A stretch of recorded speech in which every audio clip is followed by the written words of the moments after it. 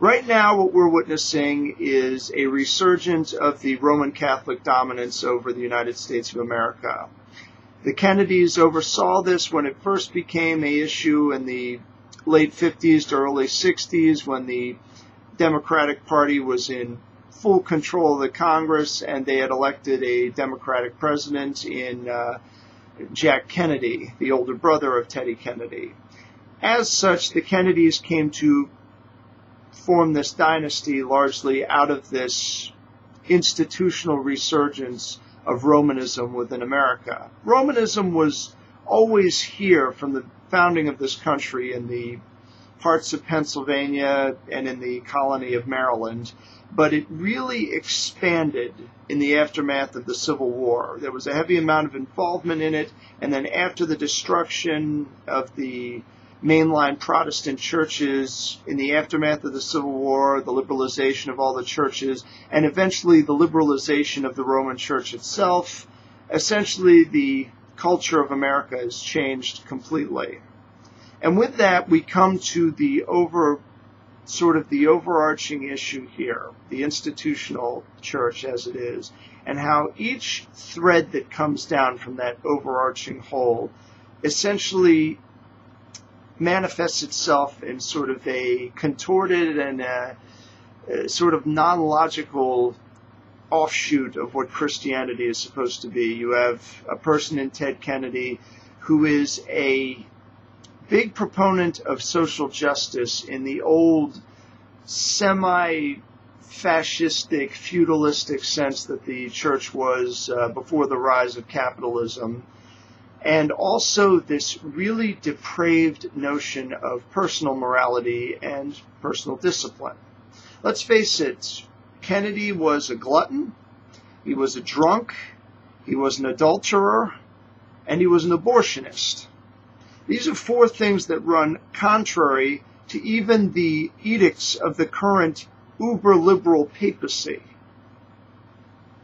This is a person who can be qualified from a standpoint of morality as being one of the worst Catholics ever to not be excommunicated from the church. And as somebody who wants to see the Catholic Church reformed and brought back to its former sound theology before the liberalization during the Middle Ages and the eventual corrupting influences of the Enlightenment and the secularization of the church in the 19th and 20th century and the resulting apostasy that we have, I cannot really bring myself to hold Ted Kennedy in any esteem.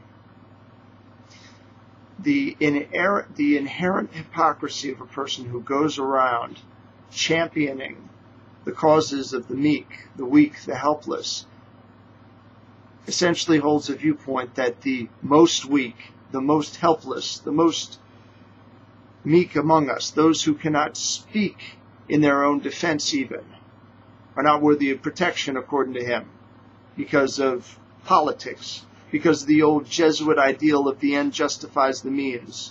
We have to play into the decaying morality of our country in order to establish a benevolent magisterial order over top of it. This is basically where Ted Kennedy was coming from. And he pandered to just about every side of the coin.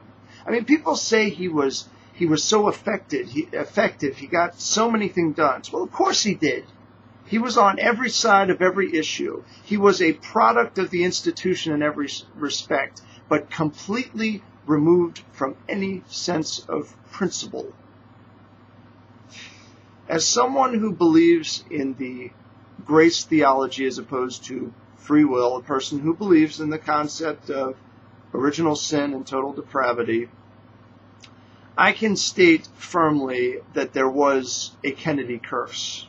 How it got there is up for debate, whether it was because of the actions of his father or if it was something that was instilled in them before Joe Kennedy decided to make his ill-gotten fortune bootlegging.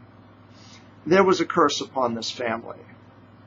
And even though, despite my essentially my strong dislike of Ted Kennedy, part of me hopes that there was a midnight confession within the closing hours before his death, where he recanted everything that he did in the Senate, particularly after the early 1970s.